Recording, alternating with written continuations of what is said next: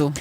On parlait à l'instant de la situation de Goodyear à Amiens-Nord dans le journal de Michel Grossior. Comment en est-on arrivé au naufrage de cette usine d'Amiens-Nord, Axel de Tarlé, là où 2 cadres ont donc été séquestrés hier avant d'être relâchés? Axel, certains au gouvernement dénoncent l'attitude de terre brûlée de la CGT dans cette affaire. Oui, alors hier, pourtant, à l'Assemblée nationale, le ton était polissé. Arnaud Montebourg a poliment appelé la direction et la CGT à reprendre le dialogue, alors que quelques heures plus tôt, je peux vous dire que l'ambiance était nettement plus électrique à Bercy, où l'on ne décolère pas, effectivement, contre la CGT d'Amiens-Nord, jugée responsable de ce naufrage. Puisqu'aujourd'hui, à Amiens, tout le monde va perdre son emploi. Les 1173 salariés de l'usine vont être licenciés, alors qu'il y a 18 mois, il y avait sur la table une offre de reprise inespérée, 0 licenciement sec, un plan de départ volontaire avec de généreuses indemnités et 537 emplois sauvés. Mais alors pourquoi ce plan n'a pas été accepté, Axel? Eh bien, c'est la question que tout le monde se pose et c'est pour ça qu'à Bercy, on est furieux contre la CGT, car dans cette affaire, on se demande si la CGT d'Amiens-Nord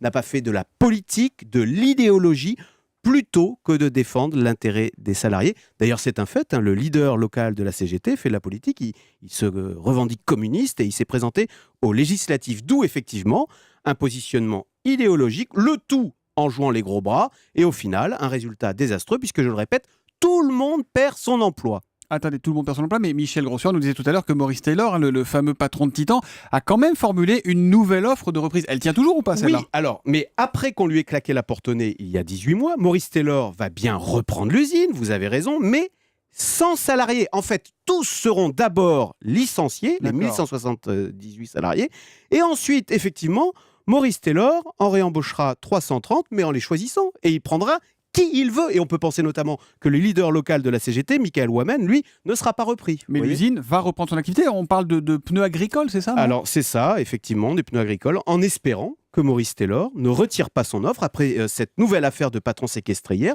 parce que à nouveau, hier, j'ai là le Financial Times, nous avons fait une nouvelle fois la une de ce journal, avec ce titre ravageur, France, des syndicats prennent en otage les patrons. Eh bien, mettez-vous à la place d'investisseurs étrangers qui ne nous comprennent pas toujours très bien. Quand on lit ça, on n'a pas forcément envie d'investir en France. Après, c'est vrai qu'on ne comprend pas non plus très bien les déclarations à l'emporte-pièce de Maurice Taylor. Il y a aussi de la stratégie, j'imagine, dans sa stratégie de reprise. Maurice Taylor, il fait ce qu'il veut, c'est lui qui a l'argent. Eh ben c'est dit, c'est Axel de Tarlé, c'est le Zoom Echo, tous les matins à 7h10 sur Europe 1.